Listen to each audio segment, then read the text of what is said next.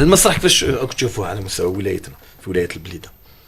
راهو في تطور وراهو في كان هي من حيث الجمعيات الحمد لله يعني كاين بزاف جمعيات نظن. نعم كاين فنانين وكاين جمعيات وكاين نوادي. هذا الشيء ماهوش جديد على ولايه البليده. اكيد تبقى بالك وتبقى مدينه الورود ولاده للفنانين. تبقى برك النشاطات يعني تاع اللي الخاصه بالمسرح نظن من وجهه نظر مازالت قليله يعني مازالت قليله على في كل ما كاش قاعه يبقى مشكل القاعه. حبيت نوصل هذا الشيء اللي يبقى مشكل كبير. ما عندناش قاعه من الابداع كاين وتكوينات كاين والورشات كاين والنوادي كاين الحمد لله. يعني راني نتواصل مع ممثلين.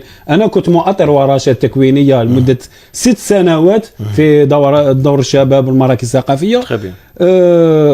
يعني حاليا راني متصل مع كامل الورشات يعني راهم في تحسن. وصراحه انا كما يكونوا عندي والو يعني نروح نتفرجهم ونشوف يعني نشوف ابداع ونشوف مستوى وربي يوفقهم ان شاء الله ونحبوا لهم كامل الخير.